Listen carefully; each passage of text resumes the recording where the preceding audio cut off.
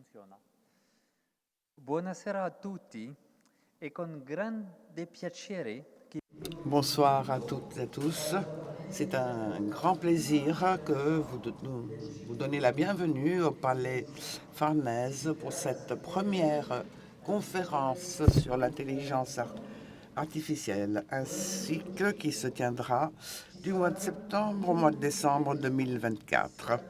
Nous avons prévu plusieurs rencontres tant ici qu'à Palais Farnèse qu'auprès du réseau de l'Institut français à Milan, Naples, Florence, Palerme et en collaboration avec des partenaires prestigieux tels que l'Université de Bologne, l'Université de Turin, l'Université La Sapienza ou encore le Festival de la science. Ce cycle de rencontres arrive à un moment de développement intense dans le secteur de l'intelligence artificielle qui implique directement les rapports internationaux. Et je voudrais profiter de cette occasion pour rappeler un certain nombre d'étapes décisives qui ont été accomplies au cours de ces derniers mois. Il y a un an, le 30 octobre 2023, Rome a accueilli une rencontre trilatérale importante entre l'Italie, la France et l'Allemagne sur la coopération industrielle liée à l'intelligence artificielle. Le même jour, l'on a siglé un accord pour des règles partagées sur base volontaire pour les développements d'IA dans le cadre du processus d'Hiroshima au Japon, inauguré l'année dernière lors du sommet du G7. Peu après, le 1er novembre, à Londres, s'est déroulé le premier sommet mondial sur les risques liés à l'IA, qui s'est conclu avec la signature de l'accord de Bechley de la part de 28 pays. Cette année, l'Italie a fait de l'intelligence artificielle une priorité de sa présidence du G7. Le sommet de Borgo Ignazio au mois de juin a représenté un moment important au cours duquel les leaders des 7 pays ont reconnu la nécessité d'élaborer des approches à la gouvernance de l'IA qui puissent favoriser l'inclusion pour nous aider à exploiter le potentiel de l'intelligence artificielle de sorte à réfléchir ses valeurs. Ces événements, ainsi que le sommet sur l'intelligence artificielle qui devrait se tenir à Paris en 2025, annoncé par le président Macron, soulignent à quel point la coopération internationale est indispensable pour faire face aux défis et opportunités de cette révolution technologique. Et dans ce contexte, l'Union européenne également a accompli des étapes significatives avec l'approbation du AI Act en mars 2024. Ce texte est la première tentative de réglementer de façon complète et uniforme l'intelligence artificielle. Elle représente non seulement un pas vers l'avant pour l'Europe, mais également un modèle pour une gouvernance globale de l'intelligence artificielle qui puisse arriver à un équilibre entre innovation, compétitivité, respect des droits et des diversités culturelles. Parmi les visions utopiques et dystopiques, il est essentiel de réfléchir avec rationalité et équilibre sur les risques, sur les opportunités de l'intelligence artificielle. Le cycle des rencontres intelligence veut être une enceinte dynamique où les experts de différents secteurs, les philosophes, les informaticiens, les juristes, les artistes, pourront se confronter sur des sujets qui aujourd'hui suscitent un débat autour de l'IA. par cette conférence, à savoir l'IA générative, créer l'avenir avec des algorithmes. Nous allons examiner des thèmes extrêmement actuels qui ont trait à l'un des aspects les plus fascinants et controversés de l'intelligence artificielle. L'IA générative a démontré d'avoir un potentiel énorme en permettant la création automatique de contenus qui vont de l'art à l'écriture, de la musique à la conception de produits.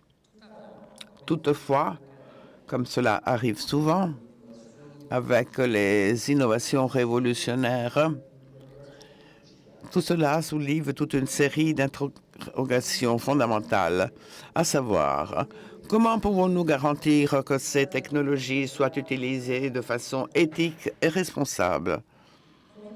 Comment pouvons-nous éviter que l'IA générative ne donne lieu au chômage pour d'importants secteurs de la création ou qu'elle soit exploitée pour la diffusion de contenus manipulés et pour la désinformation? Cette conférence représente une occasion pour réfléchir sur la façon dont nous pouvons créer l'avenir avec ces algorithmes en tenant compte non seulement des opportunités extraordinaires qui se présentent à nous, mais également de leurs implications les plus problématiques. Je désire conclure par des remerciements sincères à tous les partenaires qui ont permis cette série de rencontres. Edison, Soprasteria et Translated. Merci pour votre soutien précieux ainsi que pour l'apport que vous nous offrez pour la promotion d'un dialogue aussi crucial. Je remercie en plus les rapporteurs de ce soir, François Soulier, conseiller scientifique de l'Hub France IA, Yves Nicolas, AI Group Program Director et Deputy Group of CTO Presso Soprasteria, Marco Trombetti, cofondateur et PDG de Translated et PI Campus. Mes sincères remerciements à notre modérateur, Nazareno Mario Ciccarello, lui aussi un entrepreneur dans le secteur de l'intelligence artificielle, qui saura sûrement guider et animer cette discussion avec compétence, équilibre et avec une vision ouverte aux défis, aux opportunités qui se présentent à nous. Enfin, je désire également remercier toute mon équipe qui est absolument extraordinaire et qui a organisé cet événement et les événements qui suivront, et en particulier Tiffany Ziller. Merci et bonne soirée.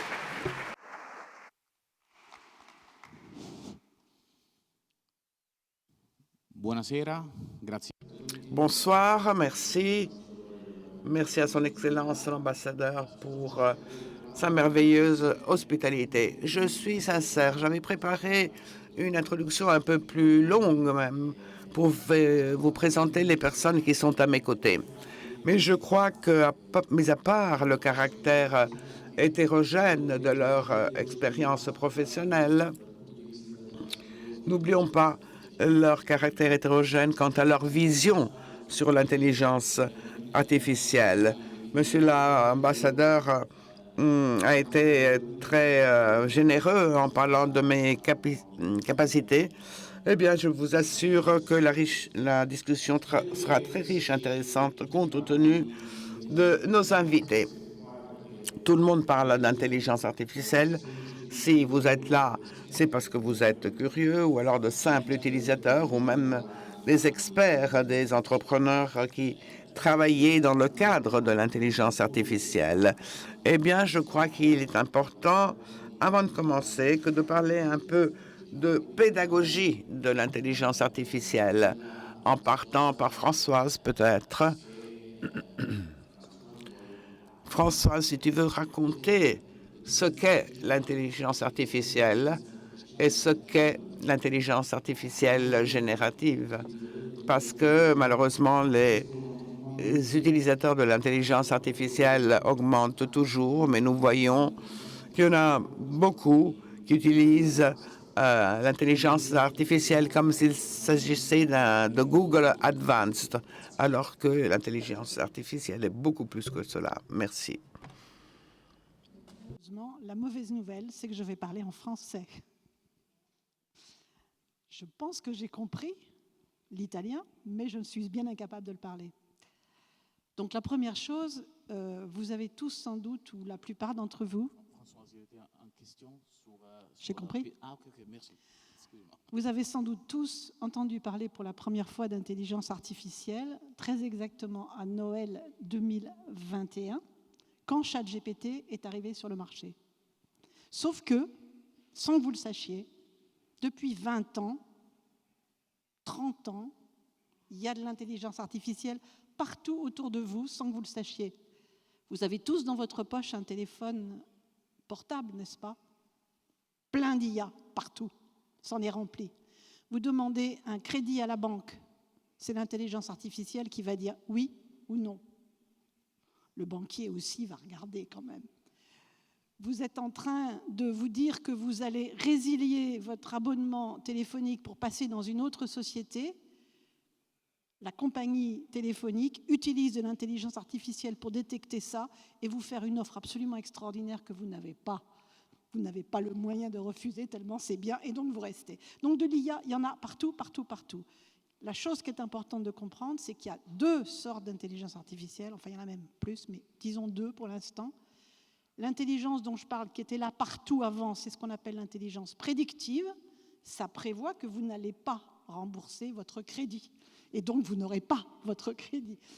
Et l'autre, l'IA générative, c'est l'IA qui va pas faire des prévisions, ou plus exactement, qui va faire la prévision du prochain terme, du prochain mot qu'il faut prononcer. Donc, c'est de l'intelligence artificielle qui génère du texte, des images, du son, qui fait des fakes, des vidéos du pape avec une belle doudoune blanche. Voilà, ça c'est l'IA générative.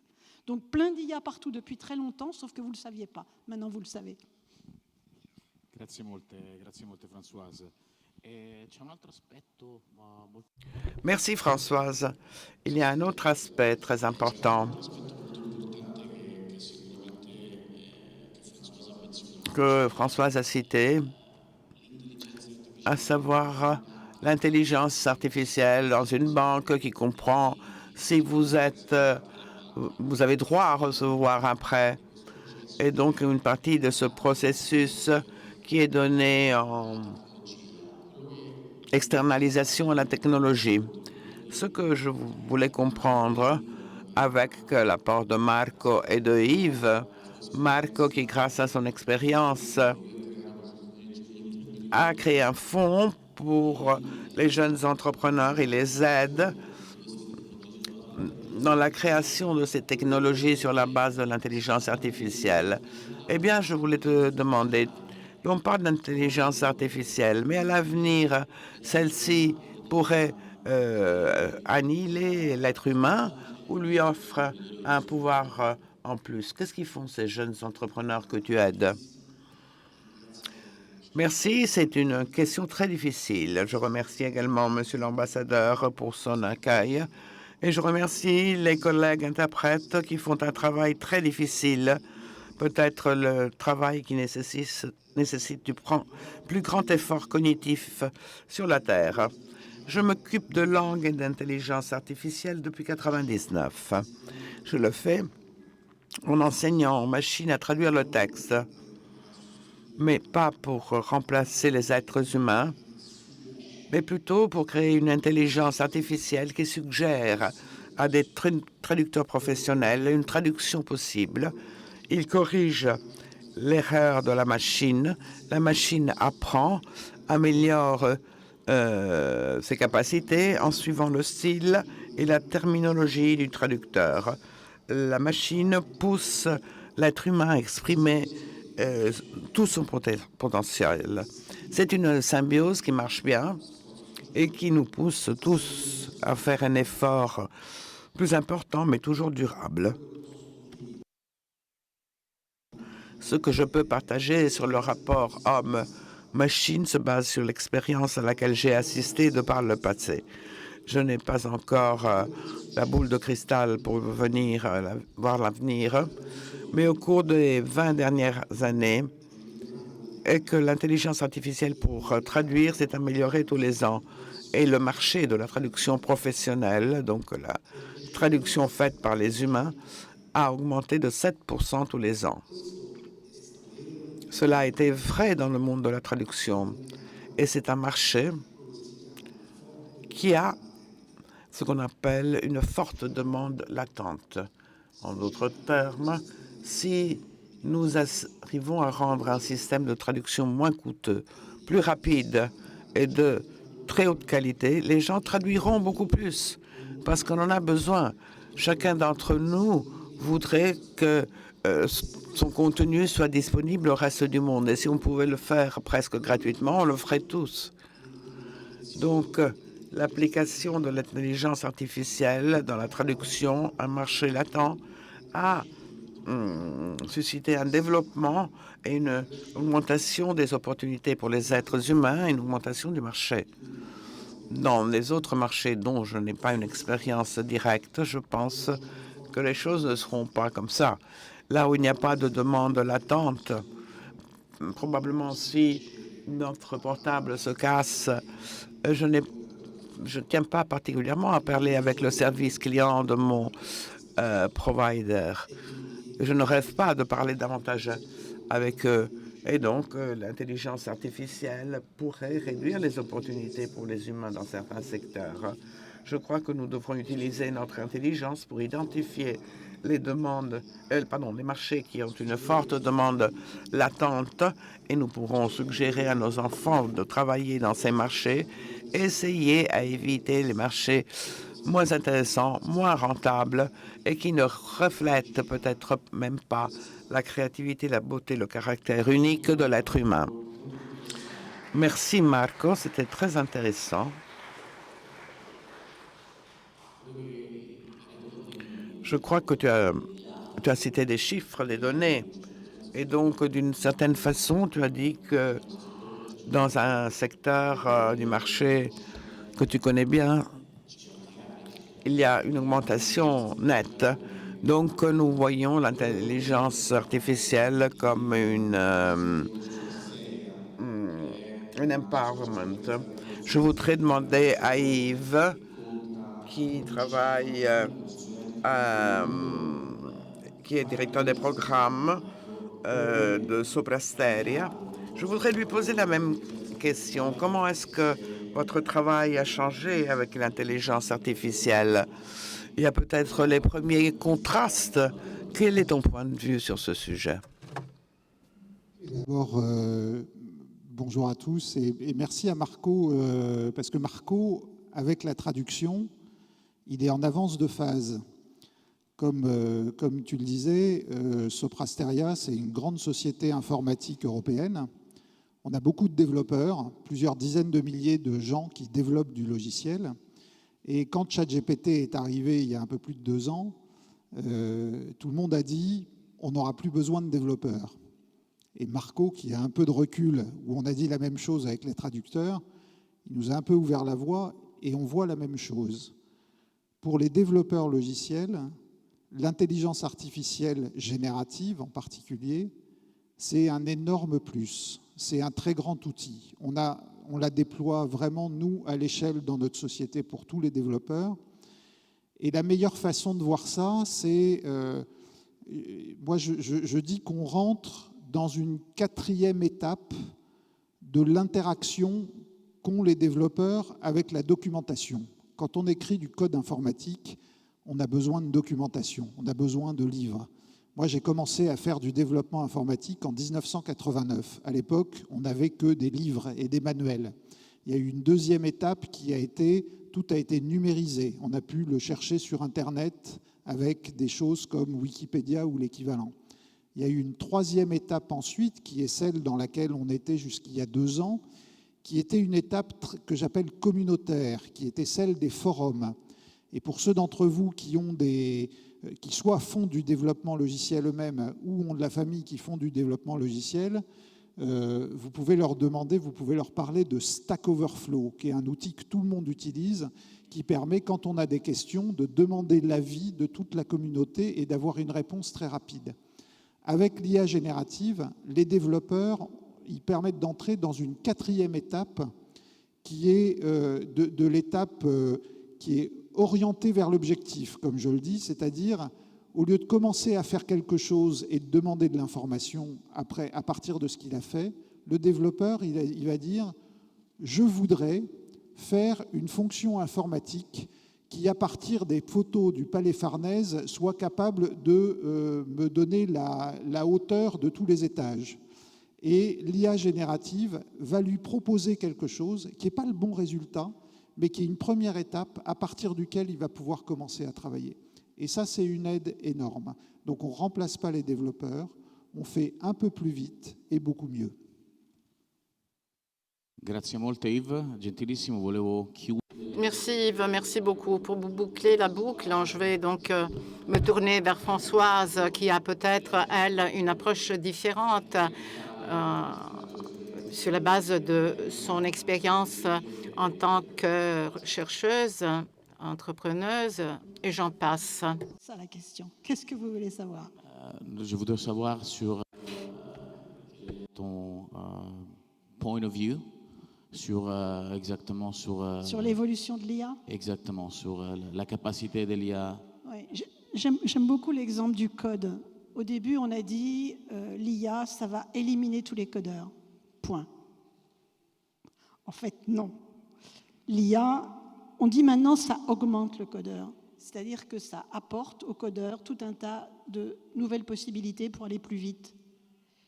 Ça propose au codeur qui va corriger toutes les bêtises, qui va améliorer, etc. Il y a un autre cas du même genre, c'est un centre d'appel. Vous avez tous l'habitude d'appeler, vous tombez sur un centre d'appel, il y a au bout du téléphone quelqu'un qui souvent se trouve au Kenya, au Maroc ou on ne sait pas trop où, et vous lui posez des questions. On sait tous que dans certains cas, ça se passe bien. Tout à l'heure, j'ai appelé à Fiumicino, je peux vous dire que ça s'est très mal passé, mais bon, quelquefois ça se passe bien parce que la personne de l'autre côté est experte et connaît très bien le sujet et sait bien répondre à la question.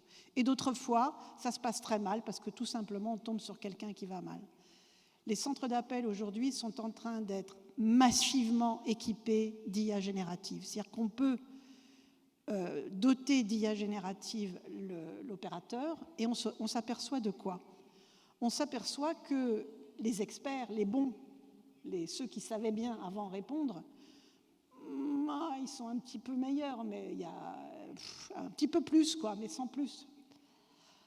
Par contre, ceux qui n'étaient pas des experts, ceux-là, leurs capacités sont énormément augmentées. Autrement dit, augmenter quelqu'un qui n'est pas très expert, ça peut permettre, en fait, de monter en compétences, ça permet d'apprendre, ça permet de monter en compétences, et le résultat, j'en discutais avec une entreprise française de téléphonie bien connue, ça va permettre tout d'un coup de recruter éventuellement des gens moins formés, moins experts. Ça donne accès à un marché du travail, à des gens qui, sans l'outil, ne peuvent pas faire le travail, avec l'outil, vont pouvoir le faire. Donc le point là, c'est vraiment de comprendre que l'IA, ça ne va pas prendre votre job, ça ne va pas éliminer des emplois complets. Par contre, ce qui va prendre votre job, c'est quelqu'un qui sait se servir de l'IA, qui sait être complémenté par l'IA, qui sait exploiter l'IA. Ça, c'est la chose importante. Donc, la conclusion de tout ça, il faut se former, il faut apprendre et il faut commencer à expérimenter. Merci beaucoup, Françoise. Vous avez compris que la clé de l'avenir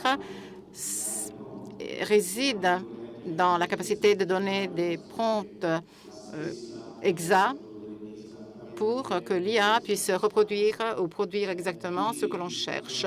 Françoise, justement, a évoqué cet aspect qui est très important. Mais parfois, il est question de risques. On parle de risques qui vont de pair avec l'intelligence artificielle.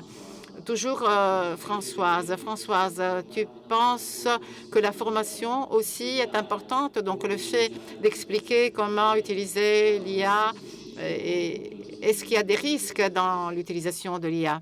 Je vais prendre un exemple qui n'a rien à voir avec l'intelligence artificielle. Vous avez un clou et vous avez un marteau. OK? Je prends le clou, je prends le marteau, je tape sur le clou il part en vrille. Jamais il va rentrer dans le mur là où je veux qu'il entre. Mon mari, je l'appelle, je lui dis « Au secours, il y a un clou ». Il arrive, il me dit « Un clou, où ça ?» Il prend le clou comme ça, il me regarde, et le clou, pouf, il rentre tout droit. Lui, il a appris à utiliser un marteau. C'est la grosse différence. L'IA, c'est pareil. C'est un outil, c'est rien de plus qu'un outil. Mais c'est un outil, si vous ne savez pas vous en servir, eh ben, en fait, il ne marchera pas. J'utilise ChatGPT maintenant depuis un peu plus de 2 ans et demi, et je trouve que plus ça va, plus il est intelligent. En fait, non. Il est toujours pareil. C'est moi qui ai appris à m'en servir. C'est tout. Quindi siamo noi. Donc, c'est nous qui devons être plus intelligents que l'intelligence artificielle pour essayer d'obtenir de meilleurs résultats. Tout à l'heure, avec Marco, avant de commencer notre dialogue, Marco m'a fourni une donnée très intéressante qui m'a frappée, que j'ai notée. C'est-à-dire, Marco dit qu'avec les language models, les modèles de langage, la langue est entrée dans le monde de l'IA. Le marché de la traduction compte 3 milliards d'usagers, alors que ChatGPT compte 200 millions d'usagers, d'utilisateurs. Marco, qu'est-ce que ça veut dire, selon toi? Qu'il faut tout simplement attendre et puis les utilisateurs vont augmenter, ils seront plus nombreux que les utilisateurs de la traduction. Deuxième question, traduction signifie saisie ou intégration dans le texte de tout un tas d'informations. Mais de quelle information parle-t-on? Parce que des voyants rouges s'allument. Quand on parle d'IA, on parle de confidentialité, des données. Donc, il y a tout un tas de problèmes qui sont liés à l'intelligence artificielle. Est-ce que tu peux nous donner ton point de vue? Bien sûr. Eh bien, en ce qui concerne le premier point, c'est-à-dire l'utilisation de l'IA, eh bien, je reprends ce que Françoise vient de dire. L'intelligence artificielle existe depuis de très longues années. L'IA est dans nos dispositifs. L'IA se trouve dans nos appareils électroménagers. Le lave-linge le plus banal comporte et comprend des systèmes d'IA. Donc, la traduction a été la première forme importante d'intelligence artificielle. Lorsque Alan Turing a inventé l'ordinateur, on s'est posé la question de savoir ce qu'on pourrait faire avec ça. Il a répondu, un jour, il pourra traduire les langues. Et depuis, c'est-à-dire à partir de 1950, on a toujours essayé d'améliorer ces systèmes de traduction. Nous avons besoin de nous faire comprendre les uns les autres. Je vous rappelle que la langue est la chose la plus humaine que nous avons et donc, par là, la chose la plus difficile à apprendre pour les machines. Mais la langue est également le facteur le plus important pour l'évolution de l'espèce.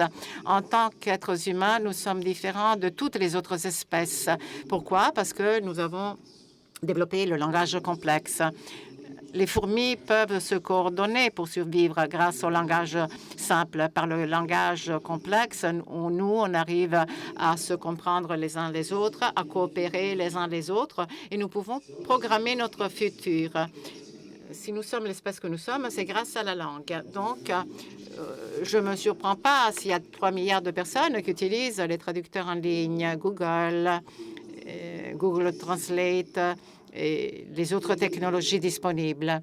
Évidemment, ChatGPT, comme les autres modèles de langage, essaye de faire quelque chose de plus général, non seulement traduire du français à l'italien, mais après une question, de fournir une réponse générale. Ces systèmes ont été créés par l'algorithme de la traduction. GPT signifie Generative Pre-trained Transformer, transformeur inventé par un groupe de personnes, dont Lucas Kaiser, un très bon ami personnel. C'est une technologie que nous avons utilisée pour les traducteurs, pour les traductions. Et à un moment donné, Lucas a eu une intuition. Il a dit, pourquoi traduire du français en italien si je peux poser une question et avoir une réponse. Donc, il a pu fonder cette société qui s'appelle OpenAI et il a trouvé cette solution, une solution générale qui souhaite et peut résoudre tout un tas de problèmes. Pas tous, évidemment, mais il y a pas mal de problèmes qui sont réglés assez bien. Je pense que dans les années à venir, vous devriez vraiment commencer à utiliser cette technologie, comme le feront des milliards de personnes. Mon espoir, c'est qu'on n'utilisera pas tous la même technologie parce que ceci limiterait le progrès de l'humanité. J'espère qu'on pourra utiliser tout un tas d'outils différents. Aujourd'hui, grâce à Dieu, on est en train de créer tout un tas d'outils différents. Et nous espérons qu'on assistera à la création de plus en plus d'outils. La traduction va rester un domaine hautement spécialisé, à haute spécialisation. On peut prendre une grande intelligence et la spécialiser en une seule tâche. Et à chaque fois qu'on crée cette spécialisation, la machine devient extrêmement performante. Ce n'est pas seulement une bonne nouvelle pour nous, mais c'est également une bonne nouvelle pour tout un chacun, parce que la spécialisation permet à chacun d'entre nous qui a une spécialisation dans un domaine donné de pouvoir utiliser sa propre intelligence et sa propre connaissance dans la machine pour pouvoir l'offrir à tout un tas de personnes. Donc, à l'avenir, il y aura tout un tas d'intelligence artificielle spécialisée et IA spécialisée et générale aussi. Les IA spécialisées seront plus performantes. Donc, il y aura un nouveau monde, certes. Ce sera un monde qui sera riche en tout un tas de grandes opportunités pour les uns pour les autres. Merci Marco pour ce message optimiste qui est très important dans ce domaine, parfois difficile à saisir. Marco, Françoise, Yves, bien, vous avez dit que pour améliorer l'intelligence artificielle, il faut l'entraîner. L'IA est entraînée grâce aux données. Donc, ma question pour Françoise est la suivante. Lorsque j'entraîne l'intelligence artificielle, je fournis des données. Il y a des sujets, il y a des thèmes qui sont liés à la confidentialité, aux droits d'auteur. Est-ce qu'il y a ce genre de problème qu'il faut régler? Est-ce que tu peux nous parler de ton point de vue dans ce sens? Quels sont, d'après toi, les risques réels et les risques moins concrets? Le premier point, peut-être, pour répondre à ça, c'est de bien comprendre que l'IA qu'on utilise aujourd'hui, la prédictive comme l'IA générative, c'est une IA qui a appris. Vous savez sans doute tous comment on écrit un programme informatique. On a un algorithme. Cet algorithme, il est capable de calculer exactement la réponse. Un algorithme typique, c'est la table de multiplication. 3 fois 2, ça fait 6. OK? Donc, il y a un algorithme, je le code, et j'ai un programme informatique. L'IA, c'est le cas où on n'a pas d'algorithme. Par exemple, si je vous demande de reconnaître des caractères écrits, 0, 1, 2, 3, 4, 5, vous allez les reconnaître tout de suite, mais vous allez être incapable de me dire l'algorithme que vous suivez pour reconnaître. Donc l'IA s'est spécialisée complètement sur les tâches où on sait faire, mais on ne sait pas comment. On sait faire, mais on n'a pas l'algorithme pour le faire. Donc, si vous avez un algorithme, oubliez l'IA, faites de l'informatique, ça marchera très bien. Donc, l'IA, comment est-ce qu'il fait pour fabriquer la réponse? Il va dire, je ne connais pas l'algorithme, mais par contre, je connais des exemples. Donc, vous allez me donner 3 milliards de caractères 0, 1, 2, 3, 4, 5, 6, 7, 8, 9 écrits. Ou bien vous allez me donner 3 milliards de textes en français et en italien, et je vais apprendre à partir de ça. Donc l'IA, sans les données, il n'y a rien, il n'y a pas d'IA. On dépend totalement et fondamentalement, on est addict aux données en IA.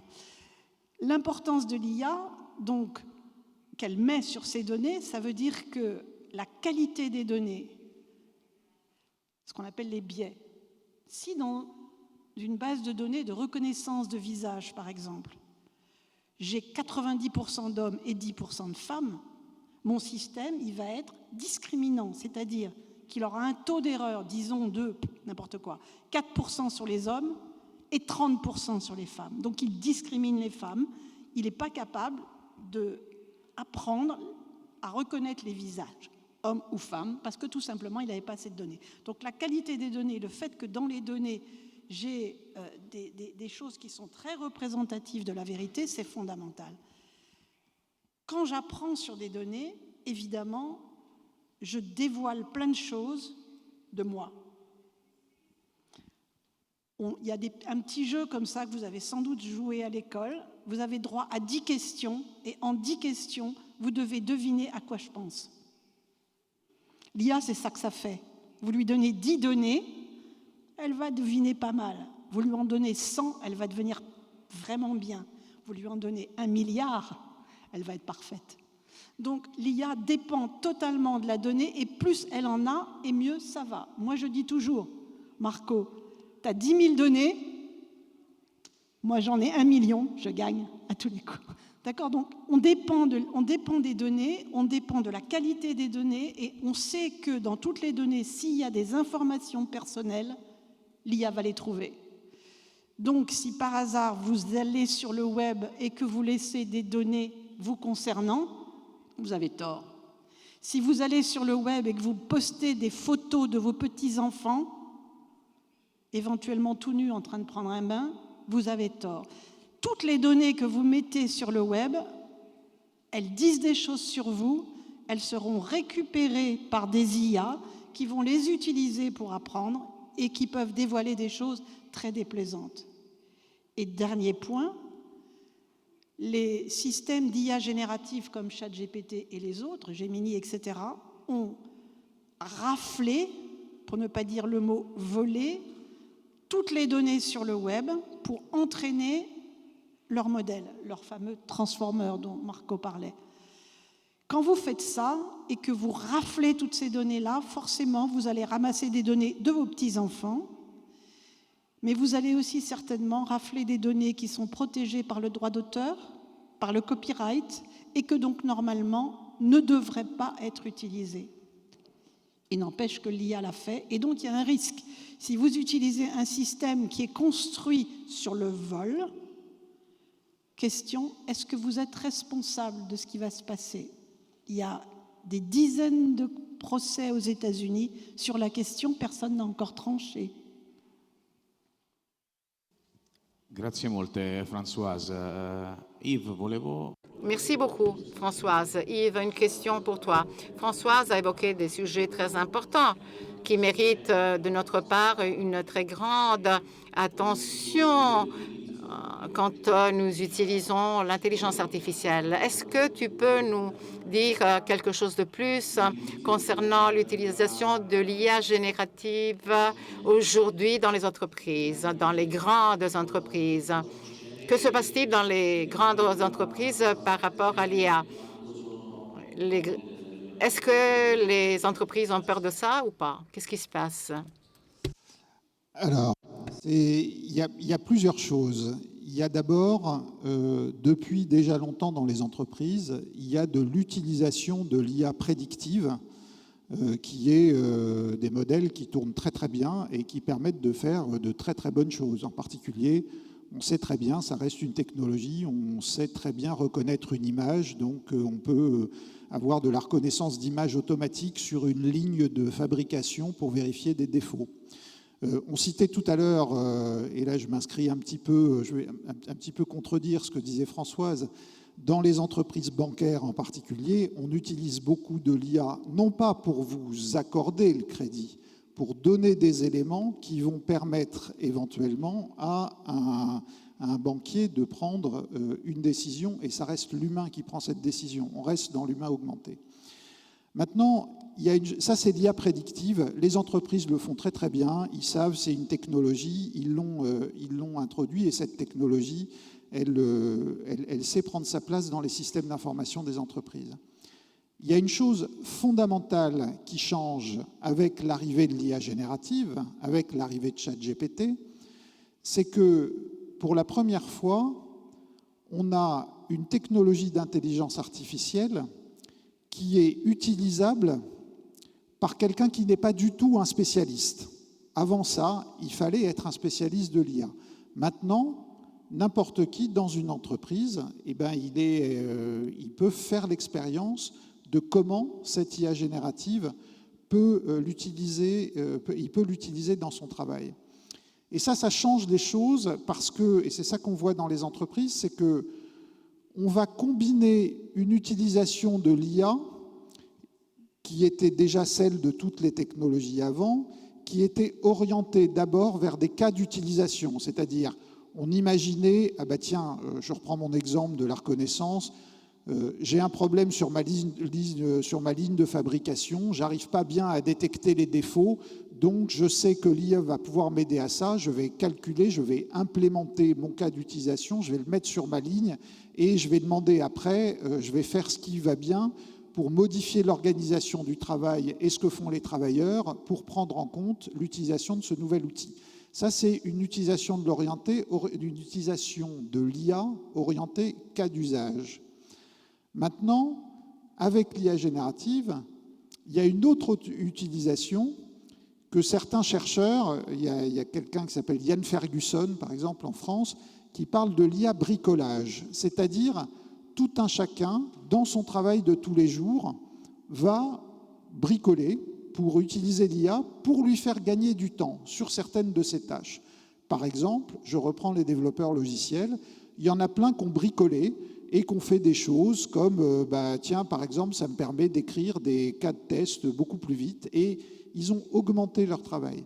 Et ce qui se passe en entreprise aujourd'hui, c'est qu'on voit la combinaison des deux, c'est-à-dire, il n'y a pas de peur de l'IA, il y a juste une approche raisonnée des deux côtés, et donc il y a à la fois cette approche où on développe des cas d'usage qui vont aider l'entreprise et qui vont augmenter l'entreprise, mais on a en plus cette approche un peu bricolage où c'est les employés qui vont eux-mêmes faire l'expérience de ce que l'intelligence artificielle peut les aider dans leur travail, et donc qui va augmenter, non pas l'entreprise, mais le travail, et va augmenter l'employé et va augmenter son travail de tous les jours. Grazie molte Yves. Merci Yves. Je reste un instant avec toi parce que tu as touché à un sujet très intéressant, à savoir comment l'intelligence artificielle arrive à donner, entre guillemets, des super pouvoirs aux personnes. Or, Sopra Steria est une grande réalité conseil. Votre ressource principale, ce sont les personnes qui sont à la base de l'entreprise. Eh bien, comment est-ce que l'intelligence artificielle peut vous aider encore plus pour la mise en œuvre de projets encore plus complexes et pour obtenir des résultats beaucoup plus rapidement aussi? Je dirais que... Quindi una domanda, scusami, la mia domanda è... La question est, vu qu'il y a l'intelligence artificielle, Sopra Steria arrive à faire les choses plus rapidement et à faire payer moins nos clients. C'est effectivement ce que demandent beaucoup de nos clients. Est-ce qu'on va pouvoir aller plus vite, et donc du coup, est-ce que ça va coûter moins cher? En fait, ce n'est pas tellement comme ça que ça va se passer. Et c'est notre métier depuis... Sopra Steria, ça existe depuis un peu moins de 60 ans. Et c'est notre métier depuis la création. On est une société qui travaille avec des technologies de l'informatique.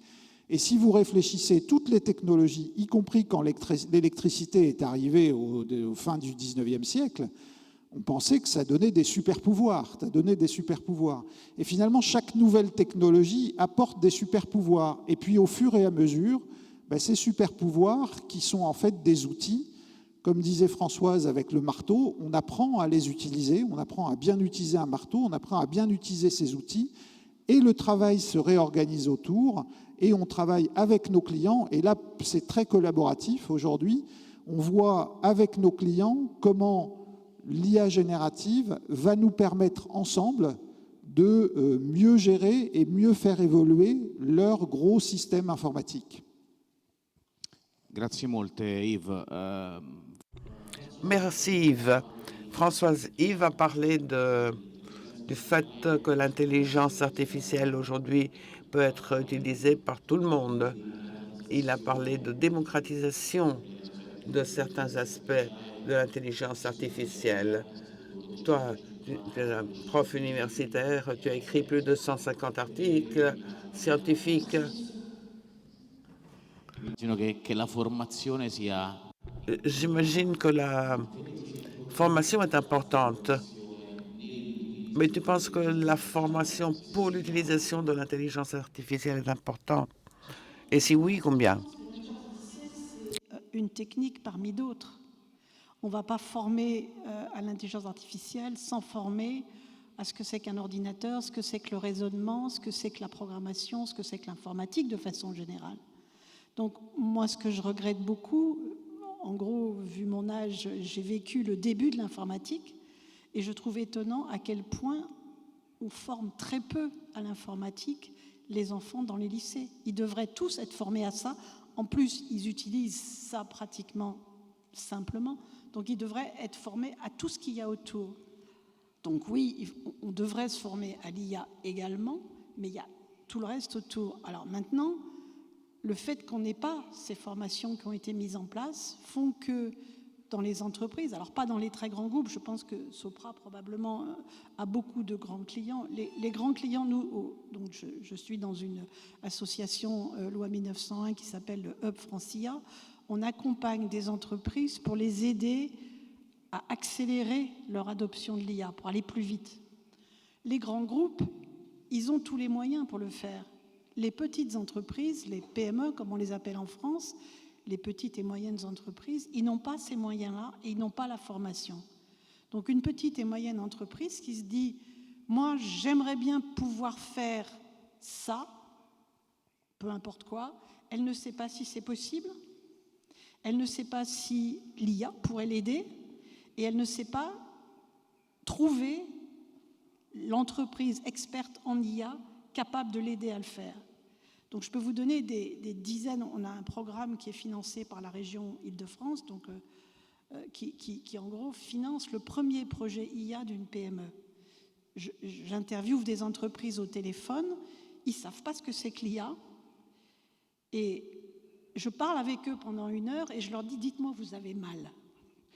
Dites-moi, vous avez mal pour une société, ça veut dire, dites-moi où est-ce que vous passez beaucoup de temps, où ça vous coûte très cher. Ça fait mal à une PME quand ça coûte très cher.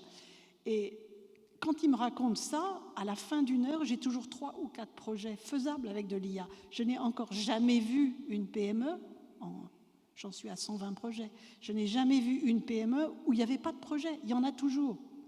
La question, c'est comment faire pour qu'une PME puisse identifier les bons cas de projet et l'utilisation de l'IA générative a été comme une traînée de flammes à travers toutes ces entreprises. En 1 an, on doit avoir une quinzaine de projets déjà qui ont été faits et ces applications, elles sont extrêmement diverses. Par exemple, une PME qui doit aider des collectivités territoriales à remplir des appels d'offres et il faut que ces appels d'offres soient rédigés en étant absolument conformes à toutes les régulations en place. Régulation en place, c'est une pile de docs haut comme ça. Donc il faut qu'ils lisent tous ces machins-là. Et bien, ce qu'ils font, c'est de l'IA générative dans lequel ils donnent ce qu'ils veulent faire comme appel d'offres et ils lui disent, avec une mécanique technique que je ne décrirai pas, le RAG, ils lui disent « va donc voir dans toute la pile de docs qui est là et vérifie toutes les régulations qui sont importantes pour mon projet. Un travail ennuyeux, un travail qui prend beaucoup de temps et qui peut être totalement automatisé. Donc en fait, je crois que ce qui est intéressant dans l'IA, de façon générale, IA prédictive comme IA générative, c'est qu'on peut automatiser plein de trucs ennuyeux. Un autre exemple, IA prédictive cette fois-ci. Une entreprise qui rembourse des demandes de remboursement dans le domaine de l'assurance maladie. La première question, on regarde la carte vitale, la carte de sécurité sociale française, et on vérifie que cette carte, elle est légale et qu'elle correspond bien à celui qui demande le remboursement. Oh, c'est très rigolo de regarder des cartes vitales toute l'année et de vérifier que oui, c'est bien la bonne personne. Vous appuyez sur le bouton, l'IA va le faire tout seul. Donc en fait, il y a des centaines d'applications possibles, évidentes, qui marchent comme sur des roulettes, et on peut faire à des PME qui n'ont aucune expérience de l'IA, on peut faire des projets comme ça qui vont les aider tout simplement à automatiser des trucs pas rigolos. L'IA, ça c'est bien faire les trucs rigolos, 7 jours sur 7, 24 heures sur 24, à des coûts minimes. C'est ça la puissance de l'IA. Grazie molte Françoise, quindi il messaggio è molto chiaro. L'IA può... Merci Françoise, le message est très clair. L'IA peut aider tout le monde afin qu'elle puisse s'occuper de ce qui a le moins de valeur ajoutée et toutes ces activités qui sont des répétitions.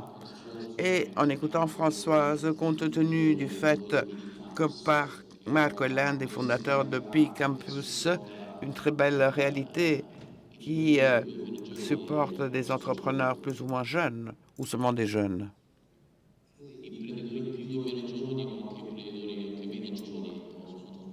Ils sont tous jeunes, ces entrepreneurs, jeunes dans l'âme. J'ai vu que tu hochais la tête et tu as écouté avec attention la réponse de Françoise. Eh bien, toi qui connais très bien tout le monde des startups, peux-tu ajouter quelque chose à propos de l'intelligence artificielle pour compléter ce qu'a dit Françoise, ou pour dire l'inverse, pourquoi pas? Moi, je voudrais répondre à ta question, mais j'ai pensé à autre chose. J'ai pensé que dans les autres questions, j'ai répondu de façon honnête en vous parlant de ce que je vois comme avenir de l'intelligence artificielle, et je l'ai fait de façon optimiste, parce que je suis un optimiste. Mais j'ai eu l'impression de vous raconter seulement la moitié de l'histoire. Je ne vous ai pas dit ce qui me fait peur également, et qui est important, parce que si nous mettons la tête sous le sable, pour certaines choses, nous ne sommes pas en mesure de gérer tout cela. Les événements passeront au-dessus de notre tête. Moi, j'ai une énorme confiance dans l'être humain, dans sa capacité de relever des défis plus grands que nous-mêmes. Mais lorsque nous cachons la tête sous le sable pour ces défis, nous ne serons jamais en mesure de le faire. Et j'ai réfléchi à quelques éléments dont je voudrais vous parler. La première chose, c'est la réalité, la dure réalité que nous devons tous accepter. C'est un point de départ. Après, ça ira mieux, je vous l'assure. La dure réalité, c'est que nous, les humains, que le niveau de... Nous ne sommes pas le niveau de référence possible de l'univers. Lorsque nous parlons d'intelligence artificielle et des différentes tâches que nous pouvons accomplir, nous nous mettons toujours en rapport avec l'être humain. Mais où c'est écrit que nous sommes l'intelligence maximum disponible sur l'univers? Seulement par un hasard, nous sommes l'intelligence la plus évolue de cette planète. Un point, c'est tout. Il n'y a pas de loi physique qui limite l'intelligence. Il y a des lois physiques qui disent quelle est l'intelligence maximale possible. Cela dépend de principes tels que le principe d'exclusion de poli, à quel point les particules peuvent être proches pour donner des informations, quelle est la densité que nous pouvons introduire dans la matière et rester en mesure de gérer cette matière. Eh bien, nous sommes très loin de l'intelligence humaine. La limite est des millions ou des milliards de fois celui de l'intelligence humaine. Notre intelligence ne progresse pas. Le QI, au cours des derniers siècles, n'a pas augmenté. On reste stable. 80 milliards de neurones dans le cerveau. On en a c'est le chiffre qu'on a, mais ça n'augmente pas. Une machine augmente sa capacité tous les 2 ans. Et même avec la technologie actuelle, les limites du silice, jusqu'en 2040, nous pourrons produire des chips avec la technologie actuelle. Et ce sera suffisant pour battre l'intelligence humaine. Et c'est ce qui va arriver. Et donc, aujourd'hui, nous pensons aux produits que nous pouvons produire en utilisant l'intelligence artificielle. Eh bien, par contre, à mon avis, nous devons nous demander comment sera le monde futur pour nos enfants, nos petits-enfants, au moment où nous aurons créé une machine qui aura des capacités supérieures aux capacités humaines. L'aspect positif, c'est que cela est déjà arrivé de par le passé pour de petites choses.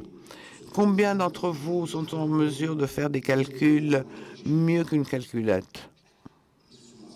Personne n'a levé la main. On l'a inventé il y a longtemps et on ne l'a pas fait en essayant de copier l'être humain ou simuler l'être humain. On a créé une machine capable de faire des choses mieux que nous. Le premier élément positif, c'est que ça n'a aucun sens que de reproduire l'être humain. L'intelligence artificielle s'occupera de faire tout ce que nous ne pouvons pas faire. Elle fera des découvertes scientifiques et nous n'avons pas suffisamment de temps pour faire ces expériences pour résoudre les problèmes. Nous pourrons résoudre des problèmes médicaux contre lesquels nous ne pouvons pas combattre aujourd'hui. Ou alors nous découvrirons davantage sur l'origine de l'univers. Et pendant que nous parlons tous du présent, nous devons faire peut-être un pas en arrière, oublier nos problèmes de tous les jours et penser à cet avenir. Car d'un côté, ça fait peur si on risque de se tromper. D'autre part, c'est le plus grand changement de l'histoire, non pas de l'humanité, mais de l'univers. Nous sommes en train de créer de l'intelligence en partant de la matière. Nous sommes en train de créer la capacité de générer de la richesse, de la connaissance, en partant de l'énergie. Pour la première fois, nous sommes en train de construire un outil qui n'amplifie pas le travail humain, qui ne nous rend pas simplement plus productifs, de passer de 20 € de l'heure à 40 € de l'heure.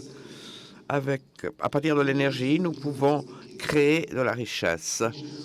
La façon dont nous allons distribuer cette richesse, eh bien, ça, c'est l'un des sujets qui me font peur et que je voulais partager avec vous pour vous laisser cet élément et pour ne pas rester toujours au niveau de cette discussion.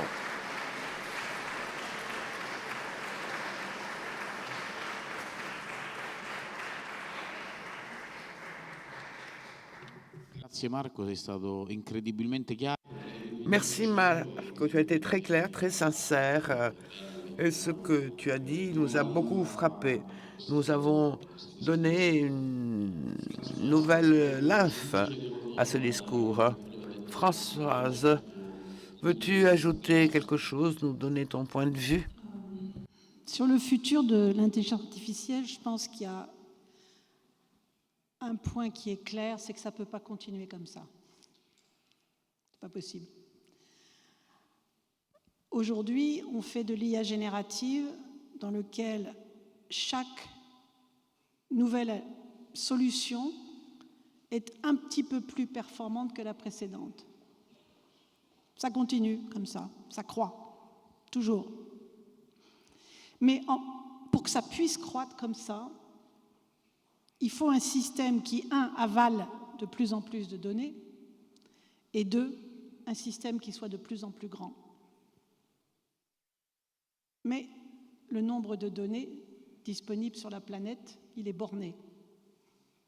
À un moment, on touche le mur et c'est fini. Donc, on ne pourra plus augmenter comme ça. Donc moi, je pense que si on pense que le futur de l'IA, il suffit de regarder ce qui se passe et que ça va continuer, ça, c'est complètement faux. Ça ne va pas continuer. Ça, c'est impossible. Pour la raison que je viens de dire, et pour une autre raison, c'est que on consomme tellement d'énergie pour faire activer tous ces gros systèmes que, pareil, on va atteindre le mur aussi, là. Donc, pour tout un tas de raisons, ça ne pourra pas continuer indéfiniment. La seule façon pour que ça puisse continuer, c'est-à-dire des performances de plus en plus grandes, enfin, il y a plusieurs façons. Première façon, on arrive à obtenir les mêmes performances avec des systèmes plus petits et moins de données. Ce qu'on appelle l'IA frugale, il y a déjà des résultats comme ça. Très probablement, aujourd'hui, on a des systèmes qui sont aussi performants qu'il y a, disons, 1 an, mais qui sont 2 fois, 10 fois, 100 fois plus petits. Sauf qu'il faudrait qu'ils soient 10 000 fois plus petits, 100 000 fois plus petits pour que la planète survive à ça. Ça, c'est la première chose. Et puis la deuxième chose, on n'est pas à l'abri d'une bonne surprise. De la même façon qu'on a inventé les transformers en 2012, si mes souvenirs sont bons, et qu'aujourd'hui, on a les bénéfices de ces transformers, eh bien peut-être que demain, on va inventer une autre technique, que tout d'un coup, ça va être une révolution, on va partir dans un sens totalement différent, et que le futur, ce ne sera pas du tout ce qu'on a aujourd'hui, mais quelque chose d'autre. Voilà. Si je cite mon cher thésard Yann Lequin, il dit que de toute façon, la solution, ce n'est pas les transformers, c'est autre chose. Moi, je pense que la solution, ça va être des nouvelles innovations en matière d'optimisation des algorithmes existants, en termes de taille, en termes de données utilisées, en termes d'énergie qu'on va avaler, et ça va être des nouveaux algorithmes. Bon, ça fait 40 ans que je fais ce métier-là. Il n'y a pas eu beaucoup de nouveaux algorithmes. Les réseaux de neurones de convolution, ça en fait un. On avait ça en 86. Et le transformer en 2012. Il y a combien d'années entre 86 et 2012? Donc la prochaine invention, il faut qu'elle arrive en 2040. Et les systèmes seront différents.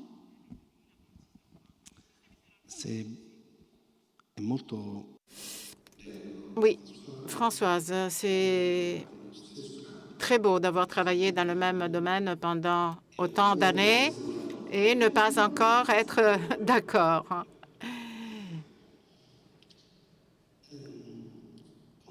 Je partage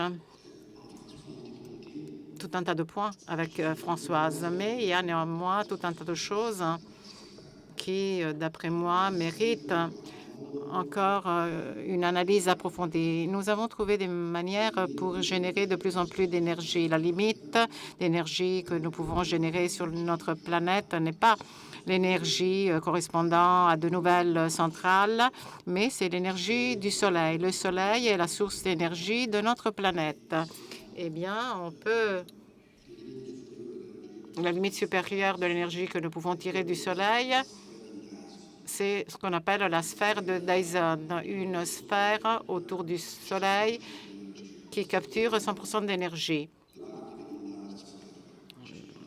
ou 50% de l'énergie qui n'est pas fournie à la Terre. Donc, nous avons toute l'énergie nécessaire pour créer des systèmes très sophistiqués, des centaines de milliers de fois plus intelligents que l'homme. Concernant les données, l'intelligence artificielle se nourrit de données, mais en même temps, la typologie de données que nous utilisons est en train de changer. La première source de données qu'on utilisait Par le passé, c'était des données supervisées. Exemple, les premiers systèmes de traduction que nous avons fabriqués se fondaient sur des dizaines de milliards de mots d'exemples de traduction, français, italien. Et la machine apprenait tout ça. Aujourd'hui, la machine n'a quasiment plus besoin d'exemples de traduction. Moi, j'ai pleuré quand j'ai vu pour la première fois la machine apprendre à traduire sans avoir à jamais vu de traduction. La machine lit Internet et en lisant Internet, elle comprend le fonctionnement du monde. Elle fait une représentation du monde. Les enfants. Les parents ne sont pas sans à leur taper sur la Esattamente. tête pour qu'ils apprennent. E Donc però c'est ça qu'on ne sait pas faire bien encore. per questo motivo la necessità infinita di dati non è Donc, la grande exigence d'avoir des données n'est pas quelque chose d'absolu parce que la machine commence à développer ses propres capacités en interagissant avec nous et avec elle-même. Donc, de nouvelles interactions qui se développent exactement comme le font les enfants. Et donc, sur les données, concernant les données, je ne pense pas qu'on aura besoin bientôt de plus de données. Tu prends un bébé, tu lui montres sa mère une fois, 2 fois, 3 fois. Ça suffit, il a compris. Hein? L'intelligence artificielle, il faut lui montrer 1 milliard de fois. C'est minable, c'est nul. C'est pour ça que je dis qu'il faut de nouvelles techniques. On est dans des techniques, alors supervisées bien sûr, mais on est dans des techniques dans lesquelles il faut montrer la façon dont ça marche, l'intelligence artificielle. On a un ensemble de données. Je te montre l'exemple. Je corrige un petit peu. Je te le remonte 3 fois, 4 fois, 5 fois, des milliers, des milliards de fois. C'est débile, c'est pas comme ça que ça marche. Donc on est très loin de l'intelligence naturelle. Le bébé, il a compris tout de suite le film, évidemment. Et donc, en fait, ça veut dire que nos systèmes d'apprentissage aujourd'hui sont nuls. Ils font ce qu'ils font aujourd'hui, et c'est pas mal déjà. Mais il y a besoin d'un changement fondamental dans la façon dont on entraîne nos systèmes. C'est pour ça que je dis, il y a eu les réseaux de convolution, il y a eu le transformer, il nous manque le truc là, le troisième. Françoise, je voudrais vraiment te montrer ce que nous avons vu, ce que nous avons fait dans le domaine de la traduction, pour pouvoir partager avec toi des craintes que j'ai, des peurs que j'ai. Il y a beaucoup de gens qui ont très peur. Il y a beaucoup de gens qui ont très peur et il y a beaucoup de gens où c'est le métier d'avoir peur et de semer la peur. Je pense qu'aujourd'hui, on est encore très, très, très loin, à des années-lumière, de ce qu'on appelle l'IA générale. On ne sait même pas comment on va faire. L'IA générale, est-ce qu'il va falloir que ça traduise? OK. Que ça parle? Pourquoi pas? Que ça sache reconnaître les visages, les caractères, les lettres, les machins, tout ça? De quoi ça a besoin? C'est quoi l'intelligence, au fait? Tu es capable de me dire ce que c'est, toi? Personne n'est capable de me dire ce que c'est. On n'a jamais défini. Et voilà. On n'a jamais défini ça. Et donc, quand on parle d'IA générale, on imagine qu'on va être capable de fabriquer un système intelligent. Infoutu de faire ça aujourd'hui. Infoutu. Yves, per piacere. Moi, j'aime bien les écouter parler comme ça parce que Yves, s'il te plaît. j'aime bien les écouter parler parce que on sait déjà quand même depuis pas mal d'années, pas mal de dizaines d'années, que notre mode de vie, en particulier occidental, il suffit de lire les rapports du GIEC, etc., depuis pas mal de temps, notre mode de vie et notre économie sont très dangereux on dépasse des limites planétaires les unes après les autres, et c'est très dangereux pour l'habitabilité de la planète. Et je prends cet exemple avec l'intelligence artificielle, avec tout ça, c'est comme si on était déjà diabétique, et avec l'IA, on nous donne un énorme pot de miel avec une très très grande cuillère et on vous dit allez-y, servez-vous, regardez comme c'est bon. Parce qu'il faut prendre quand même quelques chiffres. C'est que si on fait de l'IA générative au niveau où on le voit dans la presse aujourd'hui, ça veut dire qu'en 2028, l'énergie dont on a besoin, c'est celle d'un pays comme l'Allemagne. Ça veut dire que l'eau dont on a besoin, c'est la quantité d'eau d'un pays comme la France. Alors qu'on sait déjà qu'il y a des endroits sur la planète où l'eau, ça commence à être un problème. On parlait d'énergie, effectivement, il y a aussi des problèmes d'énergie. Alors moi je suis comme Marco, je suis très optimiste parce que je pense qu'on n'en arrivera pas là, tout simplement parce que d'abord on ne peut pas construire les centrales nucléaires dont on aurait besoin pour entraîner tout ça de façon décarbonée d'une part, mais on a quand même un sacré problème, c'est qu'effectivement il y a la sphère de Dyson, il y a peut-être des possibilités d'avoir de l'énergie, etc. Mais le temps nous est compté. On a un petit nombre d'années, quelques dizaines au mieux, pour arriver à garder la planète habitable. Et donc, si on revient, leur petite discussion sur l'IA générale, elle est sympathique, mais on ne verra pas le résultat, parce qu'on aura eu besoin de s'attaquer à des problèmes à côté. Et un des points que je cite moi souvent, c'est de dire... on nous demande les questions sur c'est quoi les risques liés à l'IA, l'intelligence artificielle. Moi, je trouve que le plus grand risque lié à l'intelligence artificielle, c'est de détourner l'attention et les capitaux et l'argent et les intelligences humaines, de les détourner de l'attention qu'ils devraient porter à résoudre le problème de décarbonation qu'on a à faire dans les 30 ans à venir. Et celui-là, alors l'intelligence artificielle peut aider sur certains sujets, mais celui-là, il va falloir pas mal d'intelligence naturelle pour y arriver, et ce n'est pas en faisant de l'intelligence artificielle qu'on va y arriver. C'est pourquoi, et je termine là-dessus, qu'on prône, nous, on essaye de pousser ce concept qui est de dire, finalement, le plus grand problème de l'espèce humaine, c'est quand même de garder la planète habitable aujourd'hui, donc voilà. Et par rapport à ça, de travailler, il ne faut pas faire de l'IA générative sur tout et n'importe quoi. En revanche, il faut travailler absolument à être capable de mettre de l'IA et de l'IA générative sur des sujets pour lesquels ce que j'appelle le retour sur investissement d'impact, le ROI d'impact, est positif, c'est-à-dire d'avoir des projets où globalement, ça fait baisser l'empreinte de l'espèce humaine et de notre économie sur la Terre. Grazie molte Yves. Merci beaucoup, Yves. Yves, vous avez touché avec Françoise et Marc d'ailleurs un aspect très important. Aujourd'hui, on parle beaucoup, quasiment uniquement d'intelligence artificielle et d'environnement. Eh bien, souvent, on n'a pas clair à l'esprit quel est le lien entre ces deux aspects? Parce que Internet est gratuit, je peux utiliser la version gratuite de ChatGPT, et donc nous pensons que tout ça est gratuit, qu'il n'y a pas de coût.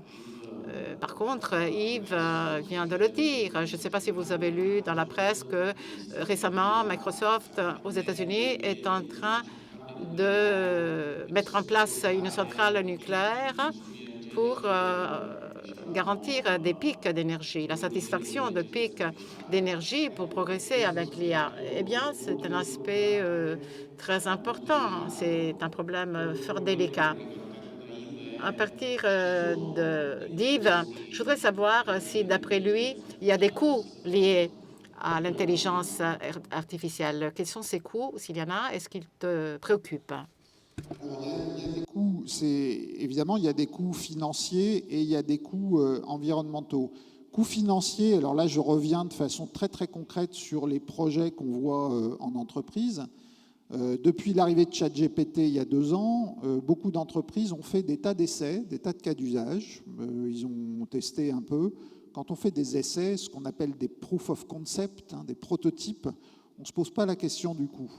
Et puis là, maintenant, on commence à voir arriver des cas d'usage où, oui, on se dit, on arrive à faire ce qu'on voulait faire, et donc ils mettent en équation. Ils regardent à dire, ça va nous coûter combien?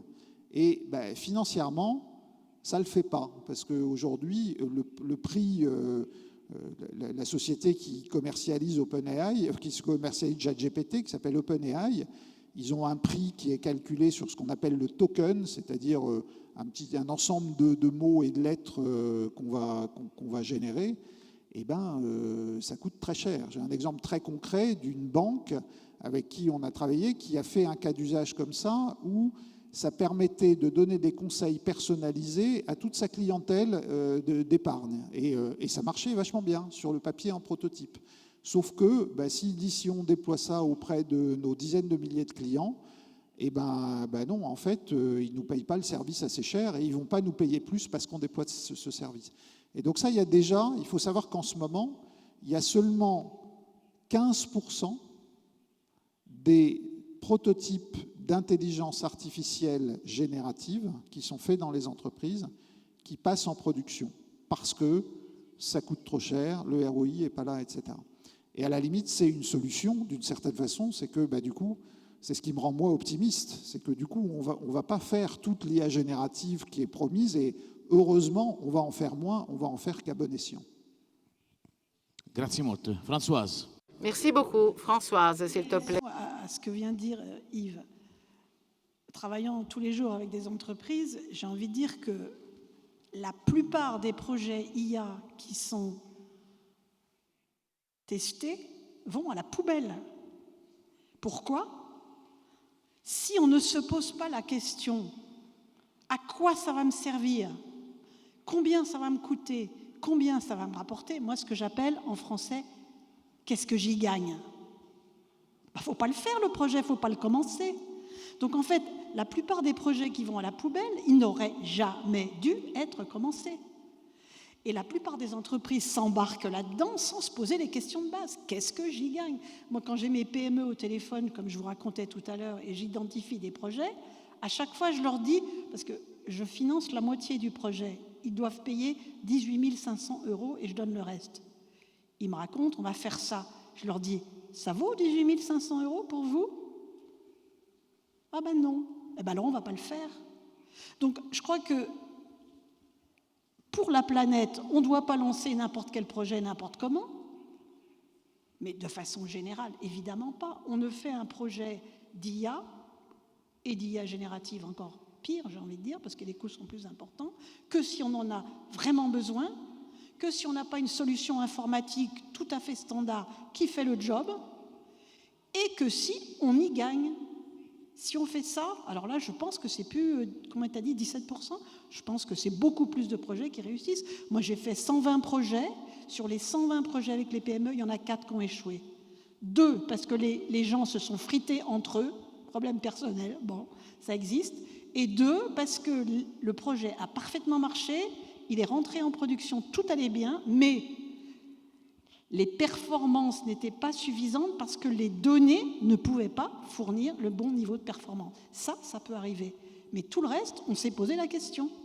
Quel est le besoin ? Qu'est-ce que ça coûte ? Qu'est-ce que j'y gagne ? Et je n'ai pas d'autre moyen de le faire. Eh bien, allons-y. Je dis des banalités, hein, c'est idiot ce que je dis. Mais le fait est que la plupart des entreprises ne se posent pas ces questions-là. C'est scandaleux. Alors, en fait, elles se posent ces questions-là. Elle trouve un intérêt sur le prototype. C'est aussi une des raisons sur le fait que l'IA ChatGPT, c'est tellement neuf que le coût réel, il n'était pas vraiment maîtrisé au début du projet. Et puis c'est un truc qui allait très très vite. On dit, ah bah tiens, on va y trouver un intérêt puisque ça va faire un meilleur service client. Je reprends mon exemple. Donc ça, forcément, c'est intéressant. Et puis, comme on ne connaît pas bien le coût au début, c'est des projets de recherche. Aujourd'hui, on est en train d'atterrir par rapport à ça et on arrive au moment où effectivement, ce que dit Françoise va pouvoir être possible dans toutes les entreprises et tous les projets. Et il faut bien se poser cette question en amont du retour sur investissement financier et, je le redis, du retour sur investissement d'impact. Ça ne sert à rien d'utiliser de l'IA générative pour faire de la pub qui ne sert pas à grand-chose. Grazie Françoise, grazie Yves. Marco. Merci Françoise, merci Yves. Marco, tu veux ajouter quelque chose sur ce sujet ? Oui, l'énergie, les ressources énergétiques sont des sujets très importants. Je voudrais évoquer quelques chiffres. OpenAI, quand elle entraîne son modèle ChatGPT, dépense à peu près 50 millions de dollars d'électricité. Et pour créer un modèle, elle a eu besoin de faire 15 tentatives différentes. Ces entreprises, OpenAI, Google, Microsoft, dépensent 1 milliard chacune pour payer la facture énergétique. Donc, évidemment, elles sont en train de chercher des manières pour produire leur propre énergie. C'est évident. Je suis d'accord avec Françoise et Yves pour dire qu'il y a tout un tas de projets possibles, comme le dit Françoise, qu'il faut se poser la question en amont. Est-ce que ce que je fais a un sens ou pas? Il y a une étude, une très belle étude qui s'appelle « Les 600 milliards manquants », une étude réalisée par un fonds d'investissement américain, Sequoia Capital. Eh bien, au cours de ces 3 dernières années, on a dépensé 620 milliards d'euros pour la création d'intelligence artificielle, des projets d'intelligence artificielle. Et les entreprises qui ont fait ces investissements massifs ont eu un chiffre d'affaires de 20 milliards, donc 600 milliards perdus. Donc, un écart pas mal important. Donc, peut-être il faut se poser la question, est-ce qu'il faut s'en arrêter là? Peut-être oui, il faut s'en arrêter là. Mais peut-être, en même temps, nous sommes en train d'avoir et de connaître une révolution. L'accélérateur de particules du CERN de Genève n'a pas fait l'objet d'une analyse sur le retour d'investissement. L'humanité doit avoir le courage d'investir dans l'avenir. Et là où c'est possible, il faut créer un futur qui soit meilleur et nous devons dépenser la plus grande somme d'argent possible pour créer ce futur. Le pari de l'intelligence artificielle est excellent et nous devons faire ce pari, prendre ce pari en attendant un pari plus intéressant pour nous. Merci Marco. Marco, une question. Est-ce que tu peux expliquer à l'assistance ce qui suit? Si je demande à ChatGPT de créer ou à une autre IA générative de créer la photo d'un musicien, d'un artiste qui joue de la guitare, est-ce que ChatGPT peut créer la photo d'un musicien, d'un guitariste? Je n'ai pas compris, dit Marco. Je n'ai pas compris la fin. Est-ce que tu peux expliquer à l'assistance pourquoi cela? Pourquoi elle crée un musicien, un guitariste dont la main a 6 doigts? Conoscendo come è fatta quella macchina. Étant donné que je sais comment cette machine est faite, et étant donné que je les ai construites, c'est un miracle qu'il y arrive. Je suis surpris parce qu'il arrive à faire et je ne me suis jamais demandé pourquoi 6 doigts. Je me suis toujours demandé comment est-ce possible qu'elle y arrive. Les mains avec des doigts, c'est normal. Sì, esatto. Mais il n'a pas vu qu'il y en avait 5. Sì, però se fosse solo così farebbe sempre 5. Oui, mais c'était seulement comme ça, il y aurait toujours 5 mains.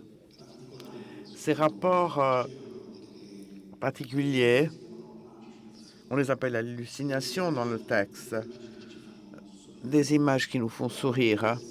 Mais la chose intéressante, c'est la tendance de ces choses-là. Et c'est une autre donnée dont je voudrais vous parler. Il y a 3 ans, lorsqu'on a commencé à parler davantage d'intelligence artificielle, c'était parce que le premier système avait atteint un bon résultat sur les tests universitaires, sur les tests d'entrée à l'université. C'est un test qui s'appelle NMLU, 14 000 questions que les étudiants américains remplissent pour avoir accès à l'université. Physique, biochimie, histoire, logique. Et il y a 3 ans, nous avions une machine qui faisait la moyenne des étudiants. L'année d'après, Donc 66% répondaient, dans 66% des cas, de façon correcte. Donc les étudiants moyens arrivent à 66. Les meilleurs, 77, 78. L'année d'après, la machine a atteint ce résultat-là. L'année d'après encore, nous avons atteint 82, 83 questions correctes qui représentaient 1% des êtres humains. La semaine dernière, on a introduit le dernier modèle qui s'appelle E1, qui en a fait 82, à savoir comme le même résultat qu'atteignent les étudiants de doctorat. Pas les étudiants du lycée qui doivent avoir accès à l'université, pas les étudiants, pas les universitaires, mais les étudiants qui suivent un doctorat. Voilà donc ce que je regarde et je souris à chaque fois qu'il y a un doigt de plus, comme ce que nous avons vu dans le tableau. Dans la salle d'à côté, il y a une très belle tapisserie avec un doigt de plus. En voyant ce tableau, je me suis dit que la machine n'était pas en train de se tromper. Elle faisait simplement ce que nous faisons nous-mêmes. Merci Marco. Tu as parlé de la capacité de l'être humain d'être créatif. C'est quelque chose d'unique. Et l'incapacité de la part de l'intelligence artificielle d'être créative. On a parlé d'augmentation de l'efficacité et de l'efficience. On a parlé d'intelligence artificielle qui nous permet, nous les hommes, de maîtriser de nouveau un peu de notre temps. Car, comme Elon Musk, nous avons tous 24 heures par jour. Nous pouvons faire un tour de table en partant avec Yves. L'intelligence artificielle est l'avenir.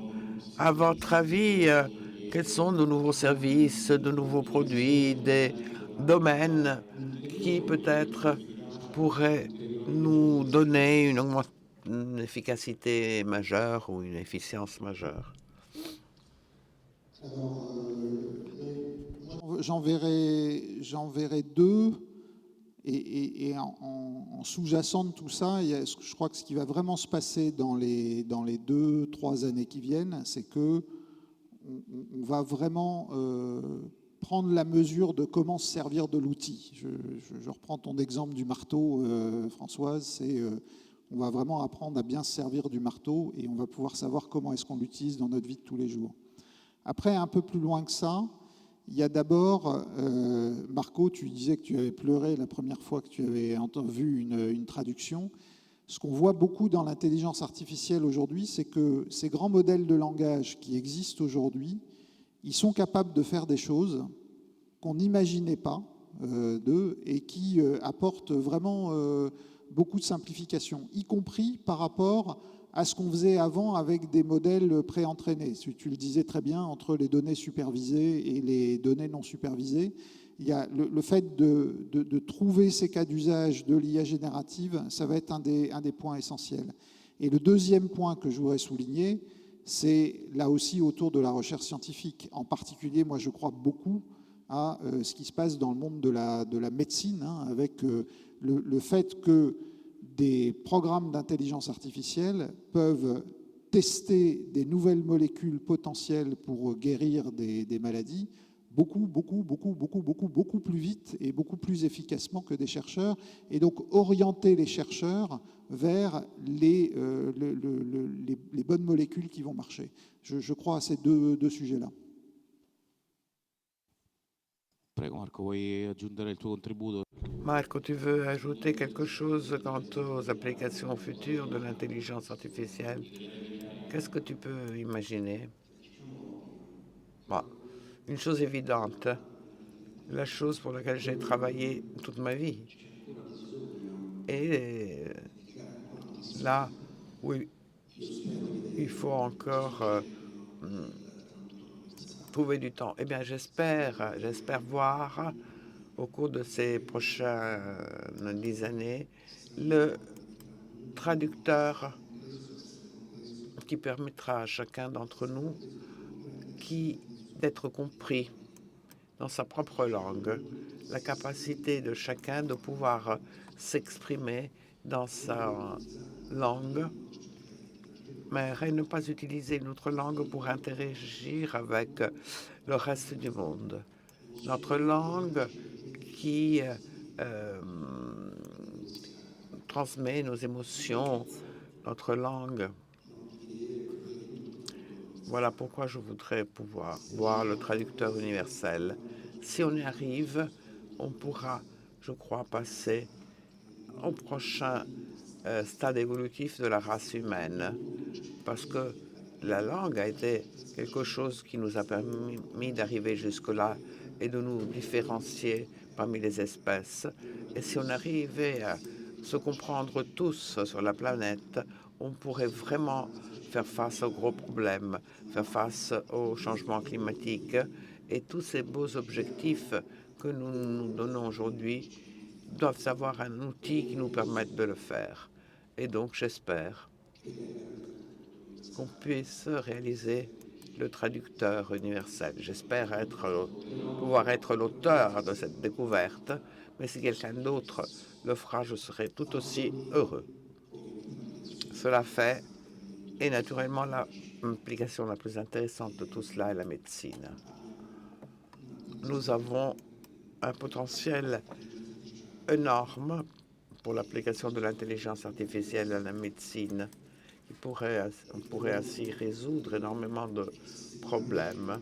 Et puis, un dernier point, si nous arrivons un jour à créer des machines en mesure de produire de la richesse en partant de l'énergie, et si nous devions trouver une façon juste pour redistribuer la richesse créée par les machines, nous pourrons créer une planète beaucoup plus digne, beaucoup plus inclusive, d'une humanité qui est en train de se développer peu à peu.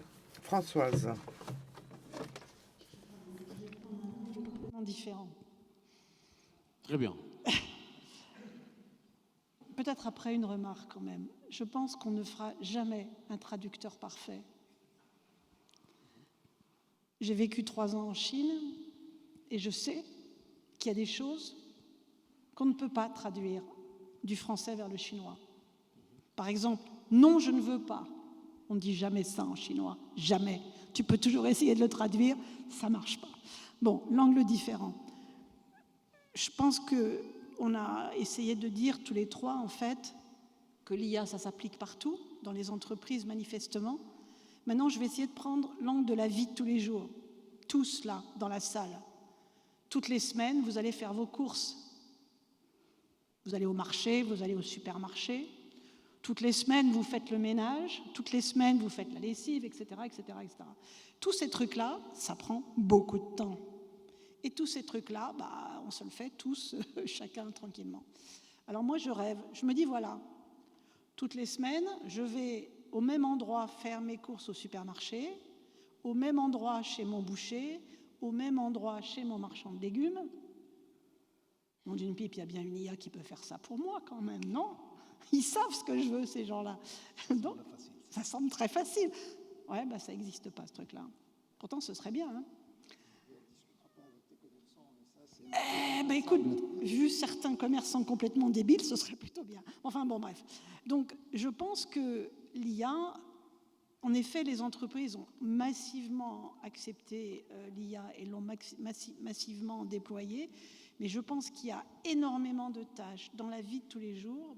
Vous savez tous, votre grand-mère ou votre arrière-grand-mère, selon votre âge, faisait la lessive au lavoir. Et ça, on pouvait causer avec les copines, d'accord, mais enfin, quand même, l'eau était froide. Hein. Donc, il va y avoir tout un tas de tâches dans la vie de tous les jours qui, en fait, pourraient être faites par des machines. pour être fait par une intelligence artificielle. Moi, c'est facile, j'achète toujours la même chose au supermarché. Parce qu'en fait, j'achète les trucs que j'aime. Le reste, je ne les achète pas. D'accord. Mais à chaque fois que je passe par la caisse du supermarché, on me donne un stupide ticket, une réduction sur un produit dont je ne veux pas parce que je ne l'aime pas. Ils n'ont toujours pas compris ça. L'IA devrait y réussir à comprendre. Donc je crois que ce qu'on va voir dans le futur, c'est de plus en plus d'applications dans la vie de tous les jours, pour faciliter la vie de tous les jours. Alors, j'ai chez moi, comme vous tous, vous faites le ménage. Moi, j'ai découvert il y a 3, 4, 5 ans maintenant un truc là, un petit robot. Pouf, il y va et il fait tout seul.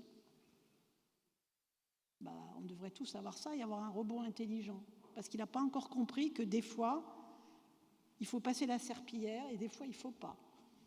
D'accord ? Donc tout ça, c'est des applications idiotes qui vont en fait nous libérer. C'est mon mari qui fait le ménage, donc c'est lui que ça va libérer, c'est pas moi. Mais bon, il va y avoir plein d'applications dans la vie de tous les jours où l'IA va venir en fait s'insérer et qui va simplement faciliter la vie des gens. Ben, allons-y. Allez hop. Allons-y. Grazie Françoise, grazie Marco, grazie. Merci Françoise, merci Marc, merci Yves. Le temps est tirant, malheureusement. Nous en sommes à la fin. Juste un message qui a émergé de cette discussion très intéressante.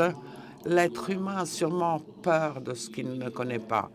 Donc, lancez-vous, essayez de connaître, utilisez l'intelligence artificielle. Et là, je suis tout à fait d'accord avec Marco. Je crois qu'elle a un potentiel énorme et je pense qu'elle peut contribuer à créer un monde meilleur. Et sûrement, il faut avoir une application au niveau institutionnel pour faire en sorte qu'on prenne tous la bonne direction. Merci et bonne soirée.